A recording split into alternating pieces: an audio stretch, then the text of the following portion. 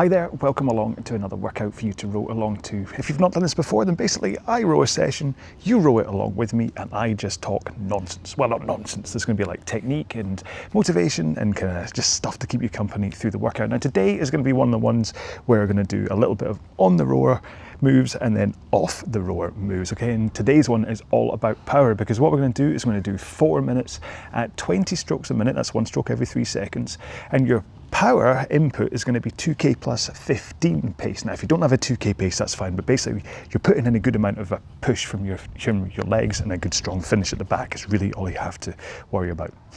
That just fell. But then we're going to climb off the machine and we are going to do 30 seconds worth of plyo jumps over the machine. Now you don't have to do it over the machine, and I'll demonstrate what I mean. We're going to do this, okay? You can start on this side of the machine, you jump over, you land, and then you spin, and then you jump over again.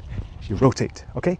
You don't have to do it that way, of course. You can go from side to side, just go like this, but for me, the chances of me catching the side of the rail and falling over, too high. Or if you want, you can just go up, down, up, down, up, okay? The point is that you're not kind of resetting and then jumping again. You're taking the force as you land and springing straight back up again. And that power that you need from your legs when you do that is very important, okay? And you're going to go through this 6 times. So basically it's going to be a 30-minute workout. So it's going to be 4 minutes effort for the row, 1 minute rest.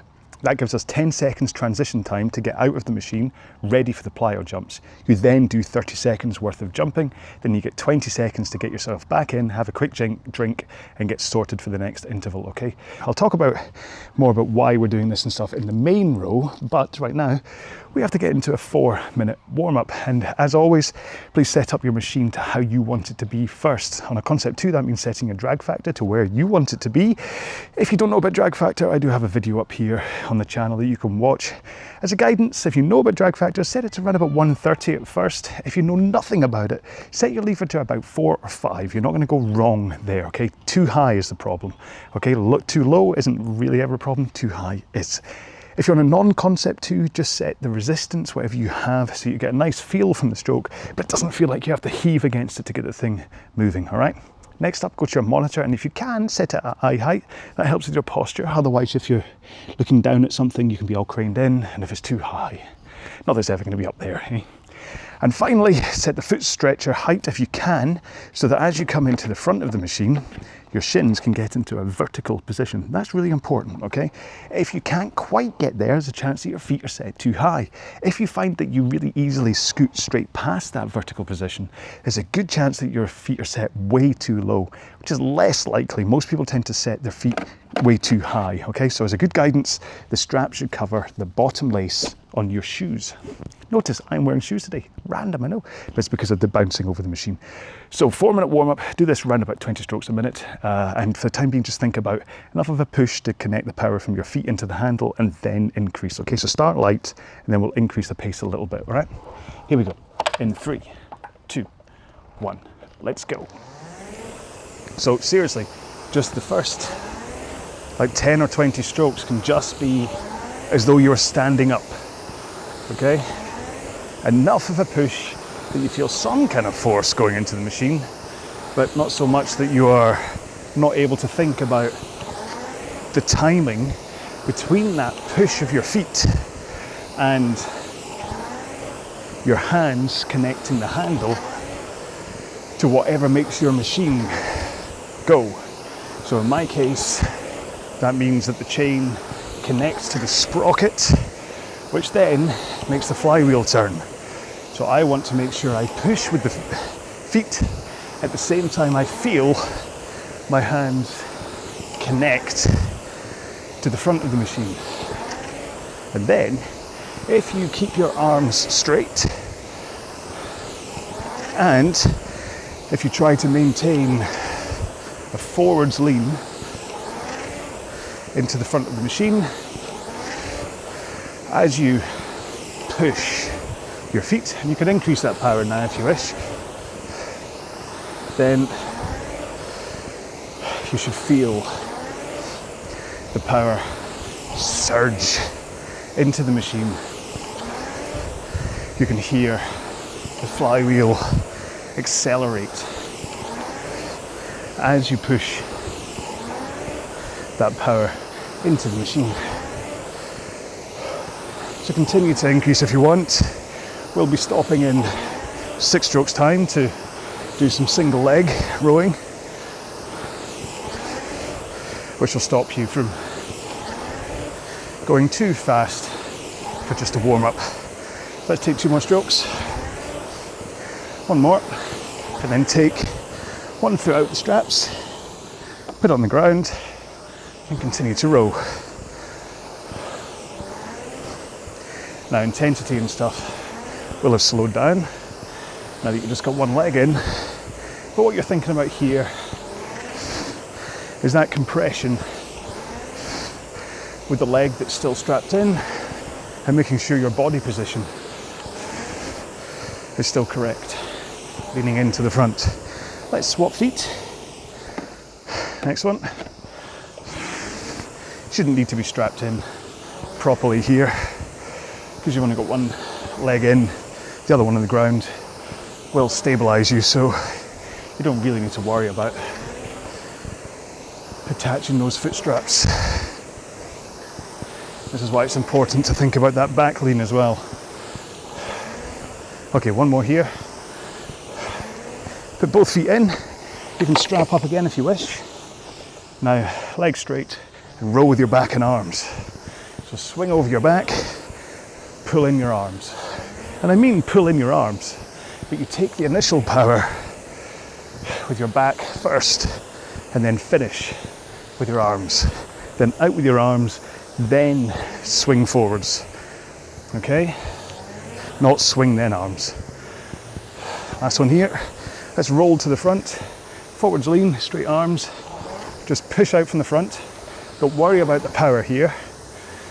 All you want to do is feel that connection that I talked about, that push from the feet and your hands connecting to the flywheel, but also that you learn how to hold that forward tilt and straight arms as you drive with the legs. 1 more here. What I mean is, rather than going, see how my back, I come into the front, but then my back swings and then I connect, swing, connect. That's what you don't want to be doing, okay? If you lose that entire backswing, you're losing potential power, you are rowing less efficiently, which gets you tired quicker, and when you drive like that, it all goes through your lower back, so the potential of injury is quite high. There we go, lecture over. But so many people don't seem to understand that part, so it's worthwhile saying. So have a quick drink. I will do exactly the same. I'll quickly recap what we're going to do and then we'll get into our main session. Okay then, so today's row is going to be 4 minutes at 20 strokes per minute and run about 2k plus 15 pace, which from an effort point of view is probably close to 7 out of 10.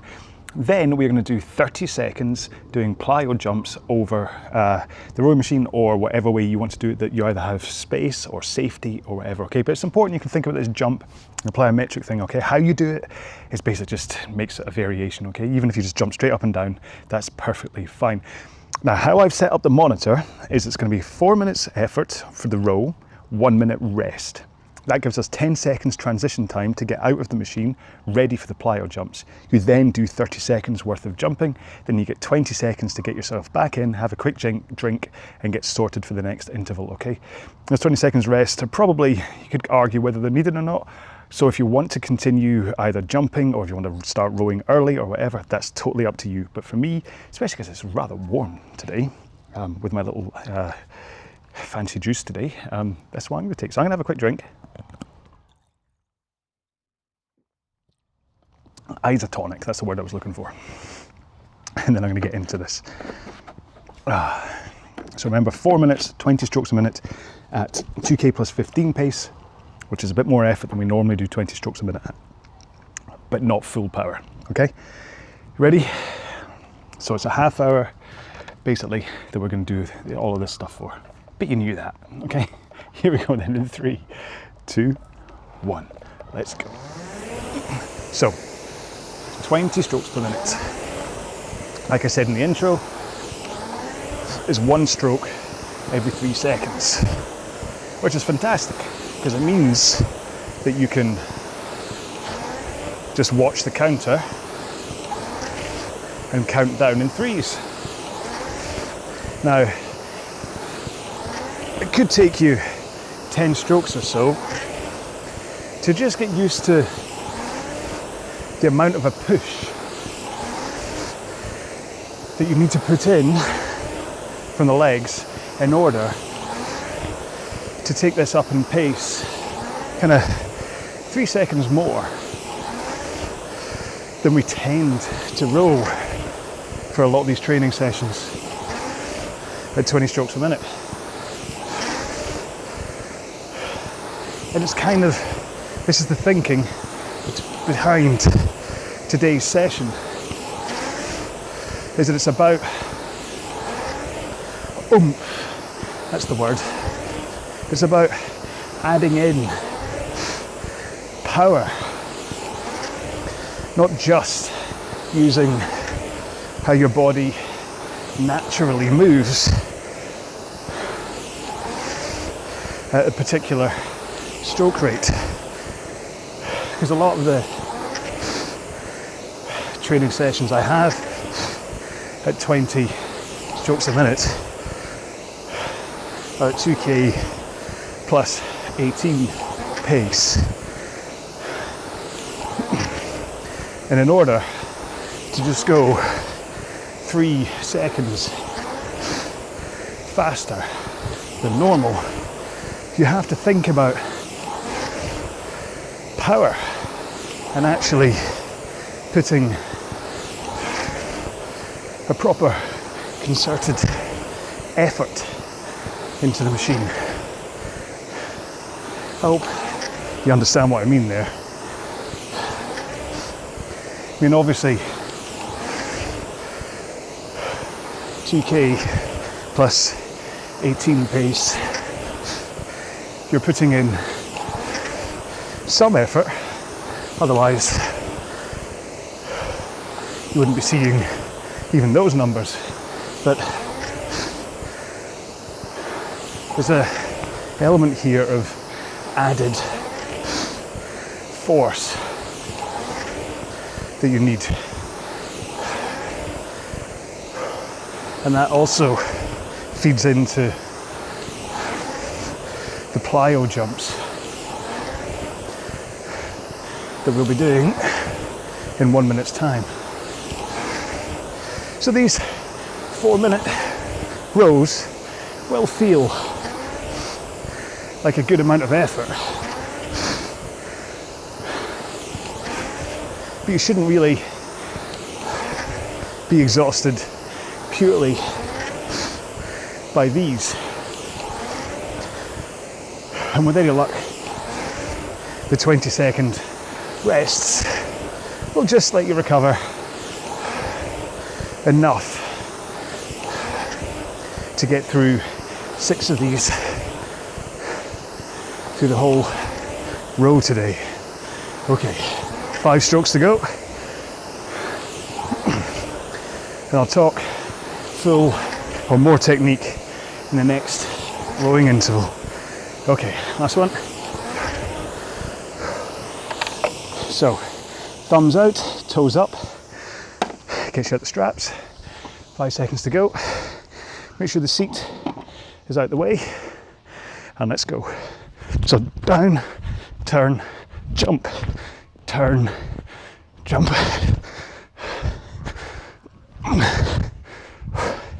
Do as many of these as you can manage within 30 seconds. Where are we? Make sure to clear the machine. How are we doing? There we go. Take 20 seconds to get back on the machine. Quick drink.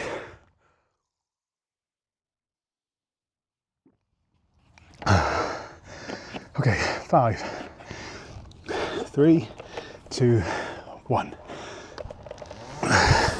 There we go. So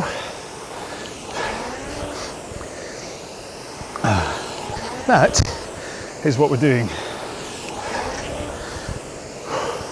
for this row today. Make sure to get your power just up there in this interval.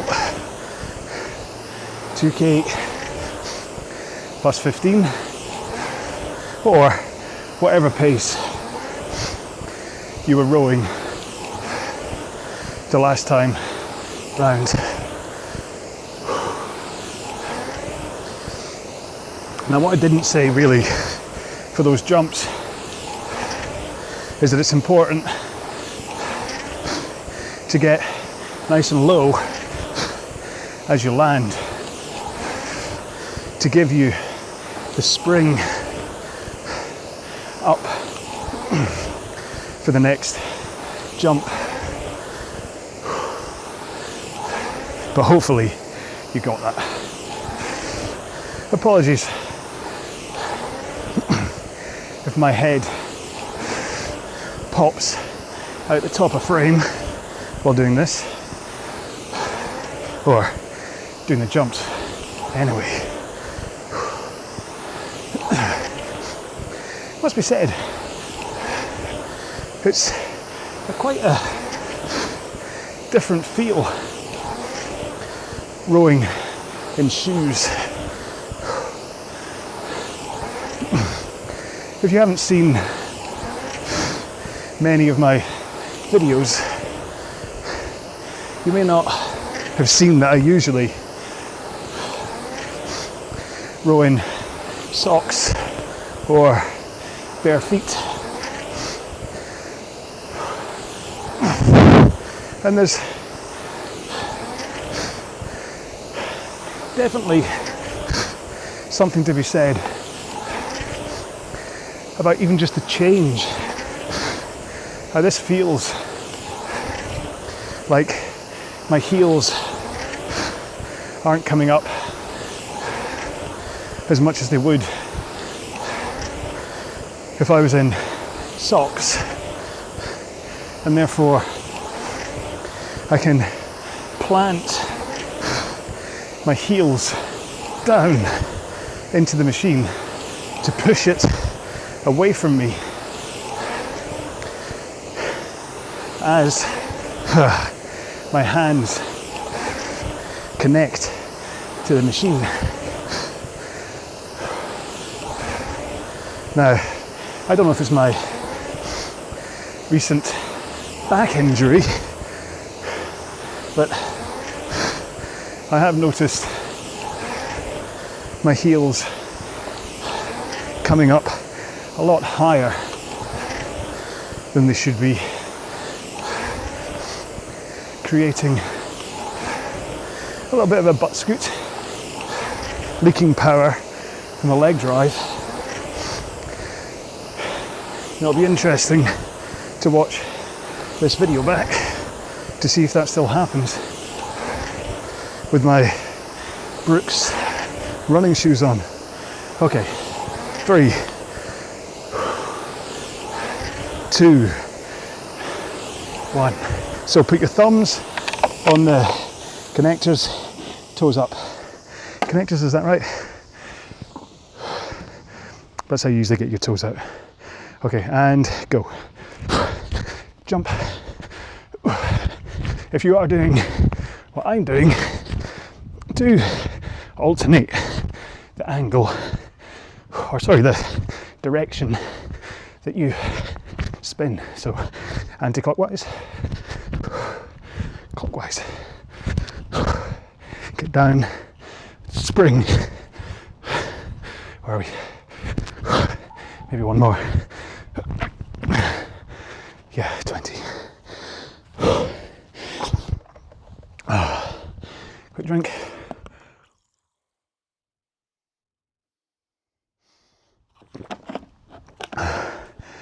Five, 3, 2, 1, go.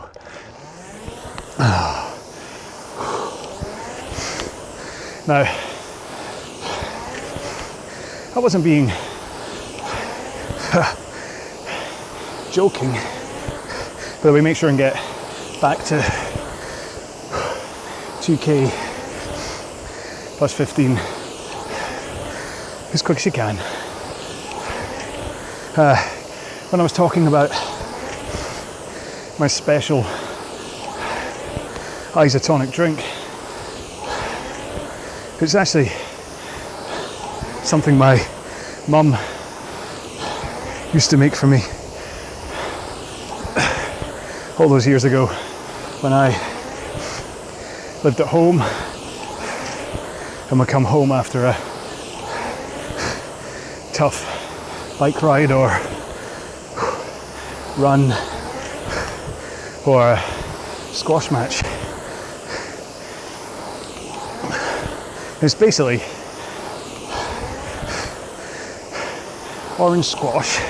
I go for the no added sugar version with a little bit of salt and then 5 times as much sugar as the salt. So really only talking like 2 pinches of salt and then half a teaspoon of sugar. But that just gives it, for me anyway, enough of a electrolyte balance to help with the hydration that I need on a row like this, but certainly on a day like this. The danger of dehydration when you're working out, even in 26 degrees like it is today, is quite high. And there's the physical dangers from dehydration, but also for what we're doing today, performance related. As you get more dehydrated, the fatigue will set in harder and faster, and your head can start to get foggy too, and it gets tougher and tougher to keep pushing and hold your pace. Okay, 5, 4, 3, 2, 1. So, thumbs on the buckle, push out, flick your toes up. That's your quick release. 4, 3, 2, 1, go. So remember, don't straighten up, apart from when you are in the air. You want to explode out, but there's nothing wrong with holding that squat position for half a second if you want. Last, oh no, oh, 15.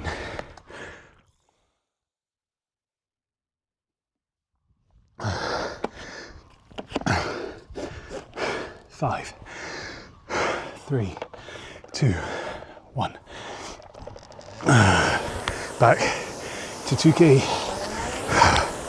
plus 15 as quick as you can, while still maintaining 20 strokes per minute. Whew. Here's me saying you might not need those rests, but I certainly am. This combination of a stronger push from the legs combined with a slightly more powerful finish with the arms takes this, or these rowing sections, away from that easy low intensity towards more of a mid. Now from a heart rate point of view, you may find you're in that weird 70 to 80% area, which a lot of people say is the black hole of heart rate training. But today's row isn't about, well, isn't just about fitness.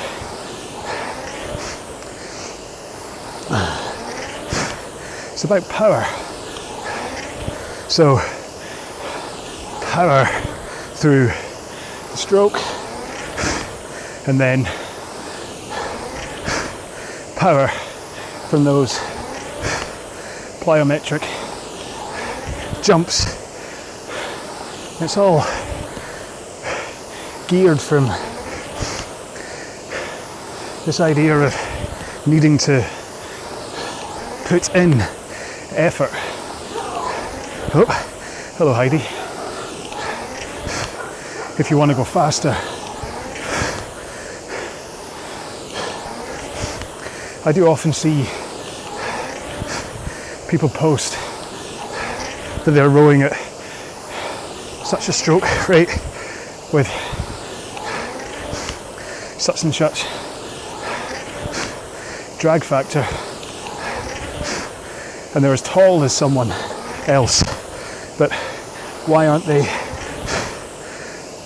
as fast? And it all comes down to strength, which hopefully will be on the increase in today's workout, and maintaining that power, pushing it in to the machine harder than it feels natural. 3, 2, 1. Thumbs, toes. 5, 2, 1. Go. Up. I hope you're keeping accurate if, like me, you're jumping over. Oh, hang on.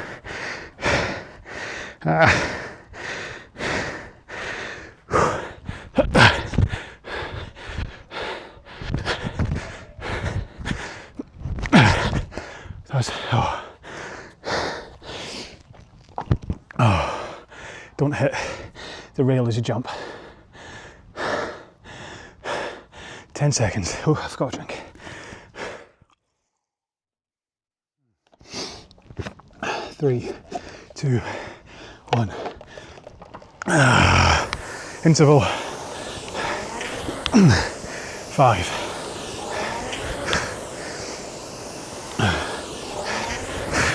Make sure you're still connected.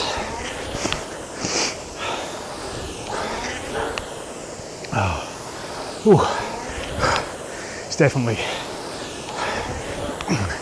starting to bite. So this is where, for me anyway, as fatigue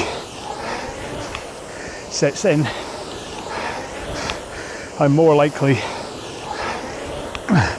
to slow down as a result of my technique falling apart, either because my posture collapses at either the front or the back, or because I'm swinging my back too soon. But overall, the oomph, the push of my legs is the same. So if I don't get my body positions right, I'm just wasting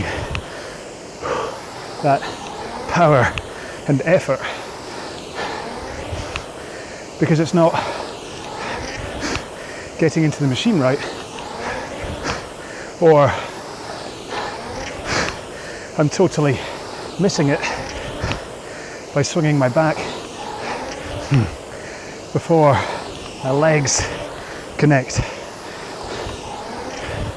So make sure as you come forwards, straight arms, fingers hooked over the handle. You want to be tilting over your hips, so your hips are rocked forwards rather than back and tucked under. Shins only at vertical. If you feel the seat banging off your heels, then you're coming too far forwards, and or you have that backwards rolled posture, which is what's causing the body angle to hit the seat off your ankles. And then as you drive, hold that forward lean and straight arms until your legs are about halfway done. Then swing over your back. One more stroke. All right, thumbs on buckles, toes up. Okay. Right, 5, 3, 2, 1. Oh, crikey, jelly legs that time. Spin. Clockwise. Anti-clockwise all the time, trying not to land on my iPad.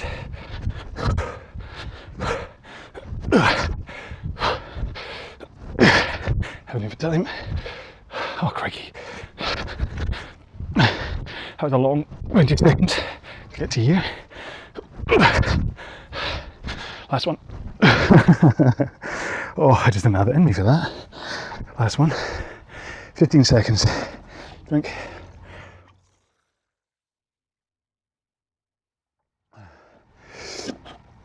Six, 5, 3, 2, 1. Okay. Last one.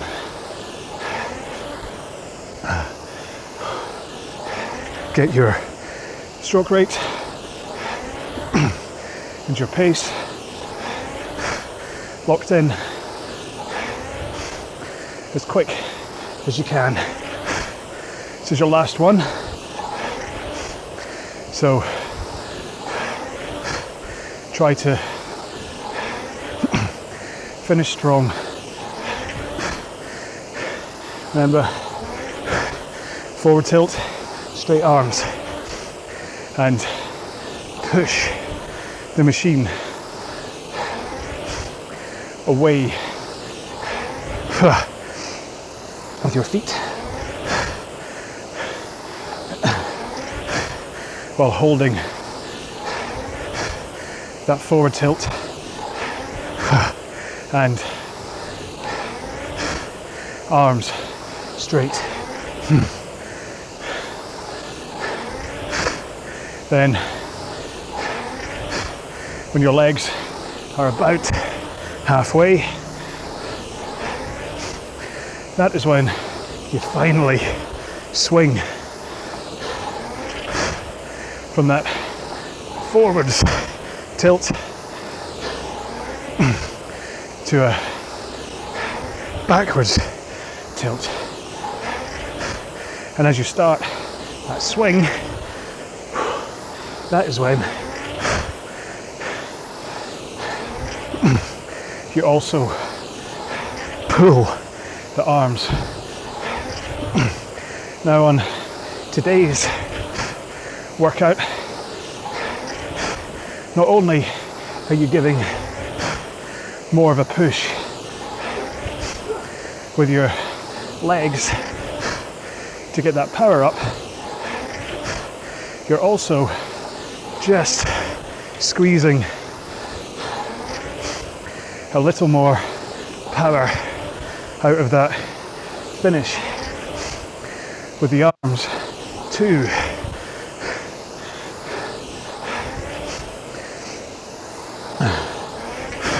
So remember, hands come in, handle it right about sternum height, which for me is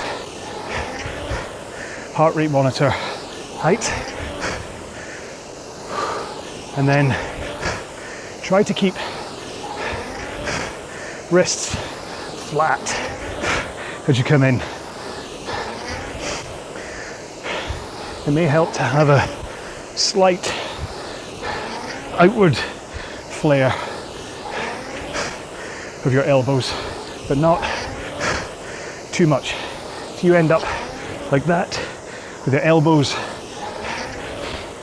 in line with your shoulders, you're shifting the power away from your lats and into the smaller muscles in your arms. And then with wrists flat, that lets you use those lats, and then you can release the handle, tilt over your knees and recover. One more stroke. One more jumpies and we're all done. 4, 2, 1, go.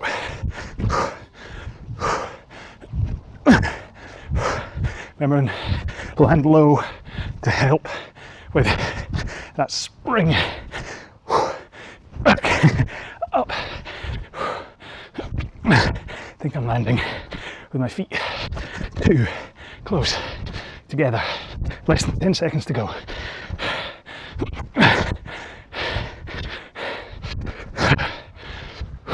Last one. Good job.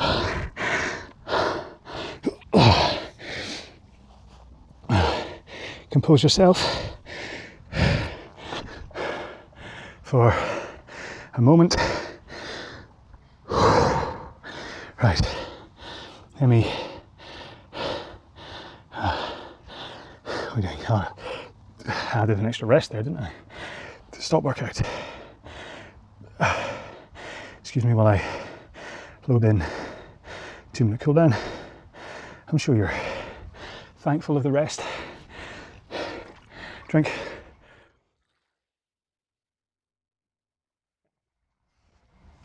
And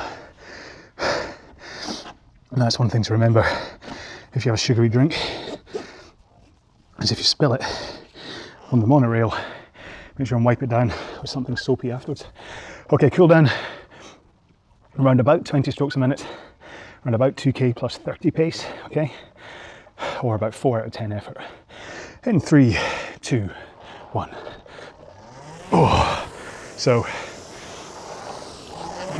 you can, if you want, go a little bit faster than 2k plus 30 here. If you want to just let things slow down a little bit more gradually, because there'll be quite a steep drop off from the effort I was putting into the main session to now doing this after what, about a minute gap. But if you're putting in a little bit more effort around about now, just start to back off a second or like 10 watts at a time, however you're doing this.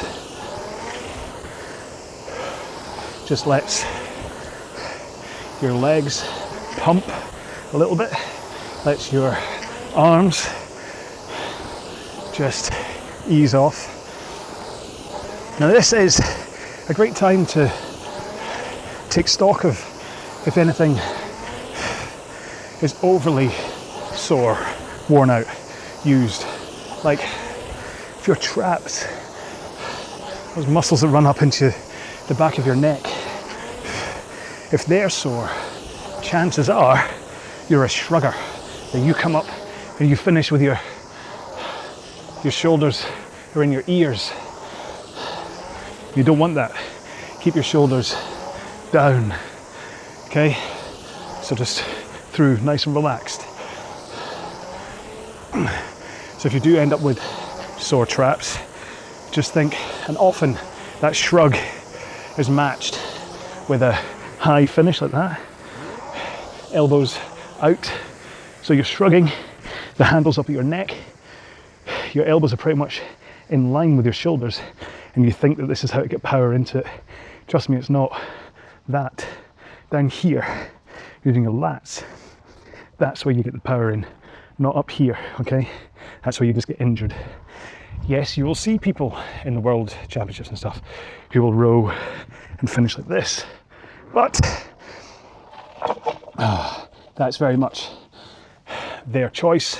And it must be said, countless occasions from people like that, you see them say, I have to take a break because I have a bicep injury or a forearm injury or shoulder injury or neck or worse, lower back injury from that deep layback. So I'm just trying, excuse me, to teach you how to row safely, okay? So, sorry, now we can get to the stretching portion. If you don't have time, then by all means head off to the shower. I do recommend stretching at least your quads and your hamstrings, maybe not in the shower because I don't want you to slip and fall. That would be bad, okay? Or you've got two options. You can either follow that guy, wherever he just popped up. He will take you through some guided stretching, or I'll show you kind of how I do it if I'm staying on the machine. So we start off with hamstrings. Just put your feet in the cups, don't worry about strapping in. Legs nice and straight, hands in the air, and then fold forwards. Okay, you're not bending from the lower back or anything, you are folding forwards. Then depending on how you have your toes, that kind of says how the stretch is. So I got mine pretty much neutral, so I get a nice stretch in the hamstrings. If I point my toes forwards, it comes into the shins. If I point my toes all the way back, I get it more into that kind of sciatic chain, that nerve that runs underneath. So it's up to you how you want to stretch if you're doing this for your hamstrings. You can of course touch your toes, but make sure you're not craning in and bending your knees in order to do that, okay? It might be better just to touch your ankles. You can of course, you can fold your arms across your chest and feel that kind of bounce forwards, very gently of course. You don't want to hurt your lower back by doing that, but that can also help, okay? Now if you want to do, let's see what side I was, get this wrong, yeah. If you want to do your glutes, put one leg on the monorail, put your other foot over, so you're in a nice relaxed position. And then with this hand, pull that knee across, and you'll feel in your glute, you should get a stretch. And if you use your other hand, hang on, to steady yourself in the back, and then it's all about, if you rotate into your hip, you can increase that stretch into your glute, pull that knee across, rotate in more, you'll feel more of a stretch into your glute that is, well, being stretched. You may get a better idea of that as I swap legs. So here we go, so hold on to the back, pull that one across, and then I rotate in to that glute, and that increases the stretch. And of course, the height that you have the foot that's hooked over your other knee at, that also plays a difference here in terms of wear. So be aware of how various body positions will affect the stretch. Quads next. Apologies again if my head goes out of shot. Let's just do this. Flick your leg up. There you go. And then, well, actually this isn't useful. And then you want to hold like your ankle against your backside, and then try to keep a straight line up through your body. So don't bend forwards like that. Don't then go too far back, but going back may add stretch your quads, you never know. You should feel it coming in there. I'll just change legs. In fact, I'll do it this way. Get a good view of my butt. Yeah. It's also, obviously, it's a good balance workout as well for the foot that you're standing on. I mean, I've noticed ever since starting to do this kind of stretch at the end of the workouts nowadays, my balance on my feet has improved just as a result of that. So anyway, right, so that's that done.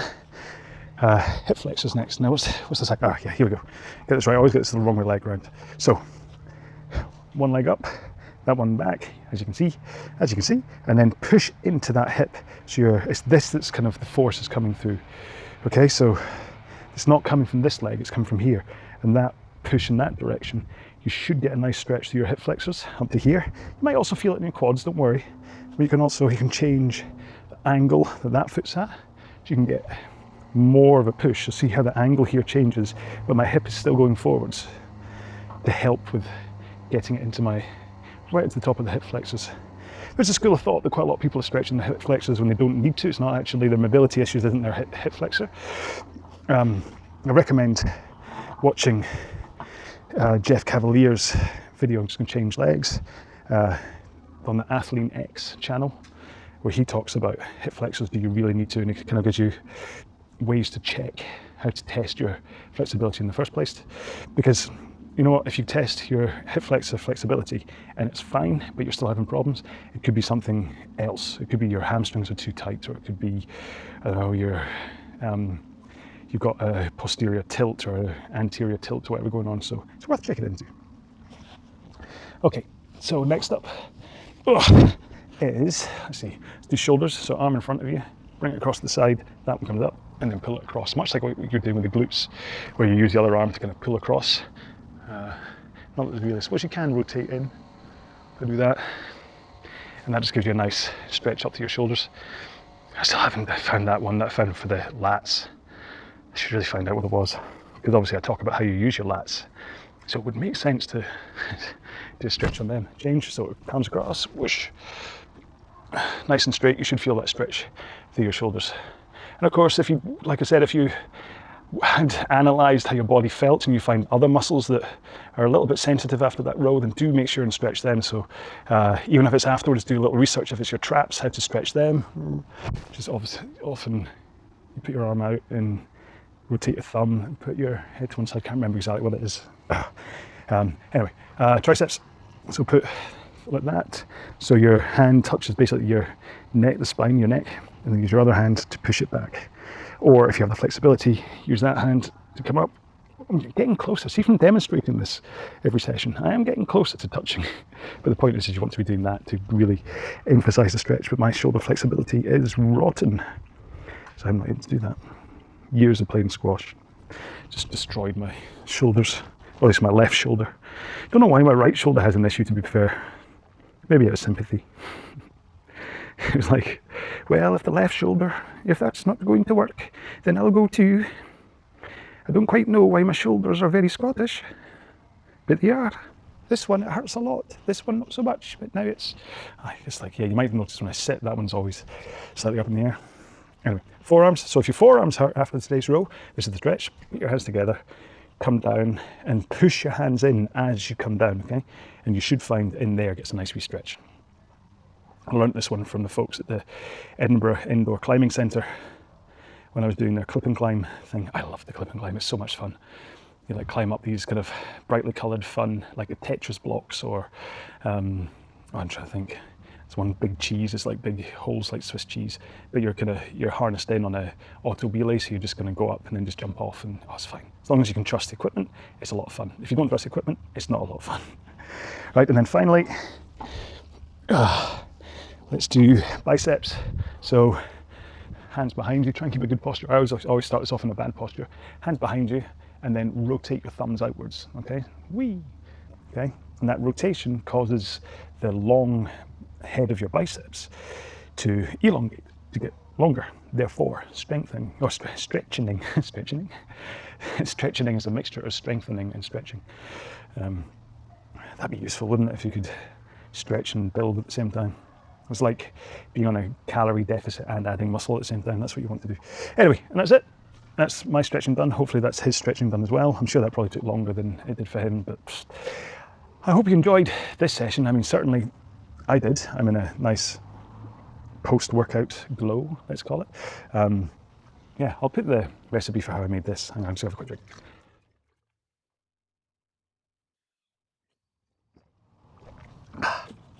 Oh, I'll quickly just put it in the description, just see what it is, but it's simple.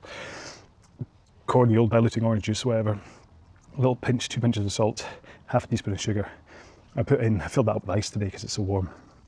But yeah, so, and that's a, what are you, 750ml water bottle. I actually want to make my own RowAlong water bottles.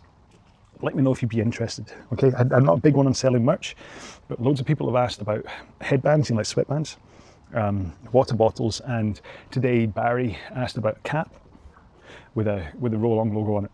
If you are interested in other kinds of RowAlong merch, this is very late in the video to say this, then let me know. I mean, I just don't want to be that guy that's like, hey, make sure and hit me up and buy my merch and all that kind of stuff. That's why I never talk about the Patreon, well, I say never, I'm talking about it now, thing.